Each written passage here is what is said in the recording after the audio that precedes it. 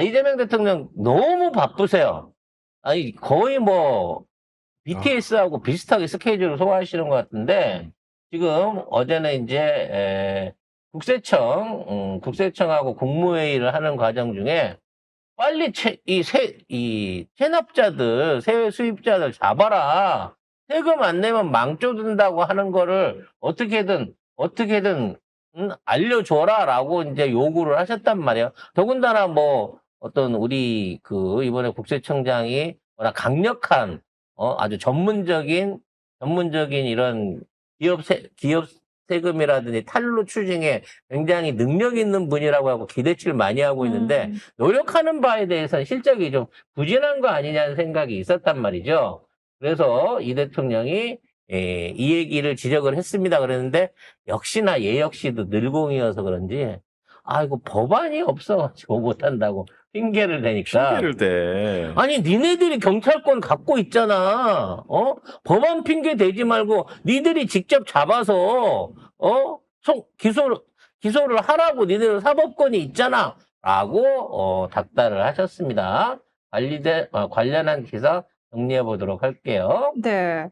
이재명 대통령은 어제 오전 청와대 국무회의에서 세금 체납 및 국세외 수입 관리 방안을 논의하는 과정에서 상습 체납자가 혜택을 보면 안 된다. 세금 떼먹고 못 살게 해야 한다며 강력한 이 추적 과세를 지시를 했습니다.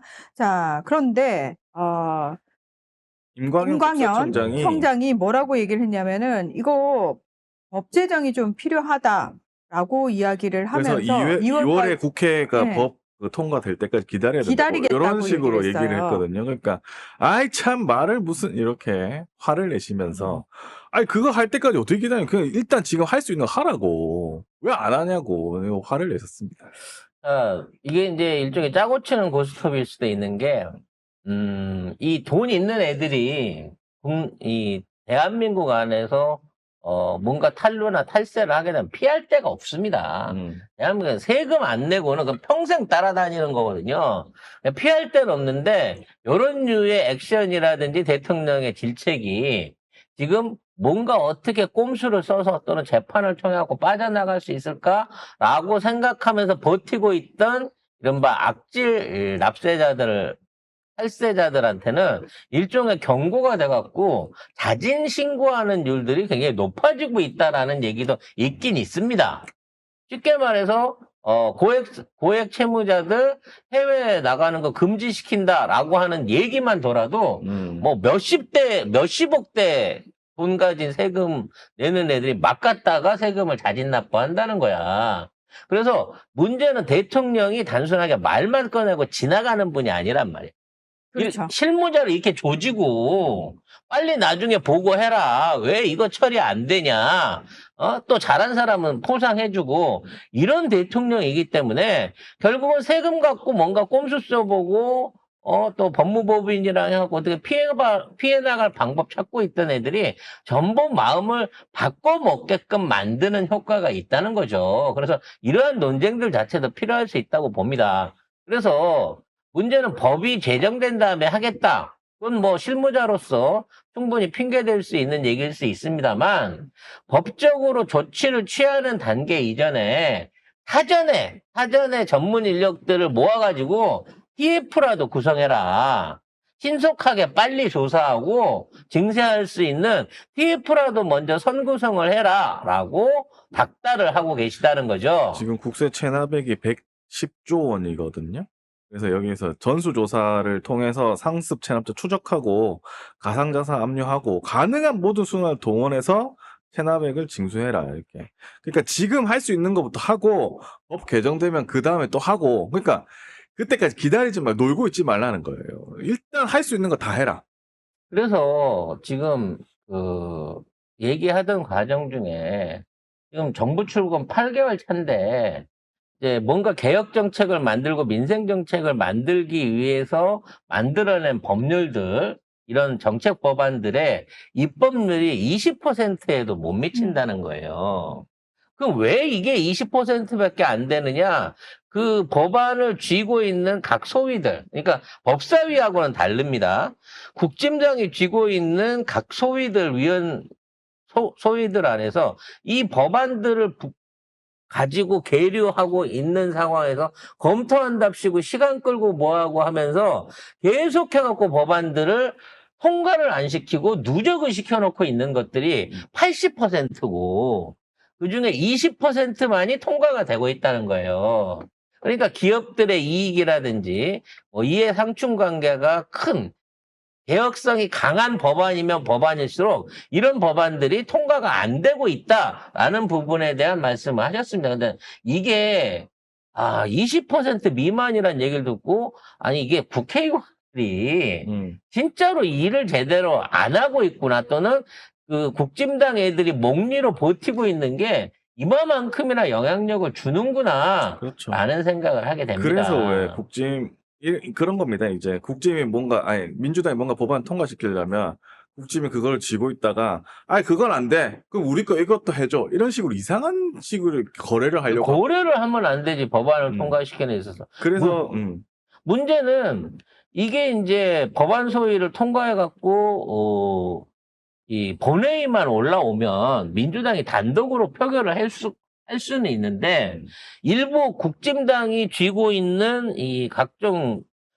법안위원회 안에서는 이게 아예 통과가 안 되기 때문에 본회의에 못 올라오도록 붙들고 있기 때문에 이와 같은 상황이 생긴다는 거예요. 그래서 이제 비쟁점 법안을 두고 민주당 한 90여 건 있고, 국민의힘은 60여 건, 뭐 요거를 제시해가지고, 한 110여 건, 뭐 그 정도로 이제 추려가지고, 요번에 29일에, 내일이죠? 한번 비쟁점 법안들은 처리하기로 했다는 얘기도 있습니다. 그래놓고 무슨 특검법 통과시켰다고 필리버스터 한다고 버텨버리고. 그러니까 그런 식으로 자꾸 뻗팅기게 한다니까. 결국 민생 법안을 가지고 인지를 삼아가지고 또 개혁 입법들 또는 또 내란 입법들 같은 것들을 방해하는 목적으로 갖고 이런 식으로 하고 있다는 거지. 그러니까 차기 국회 때는 아예 19개 각 위원장 자리들 또 안 한다고 지랄하고 뭐 법사위에 앉으면 안 맡을 거야 이 지랄하면 민주당이 다 해. 이제 민주당이 다 해버려 그냥.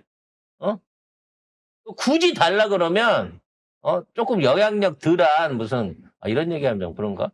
하지 마세요. 그런 위원회 좀. 하지 마.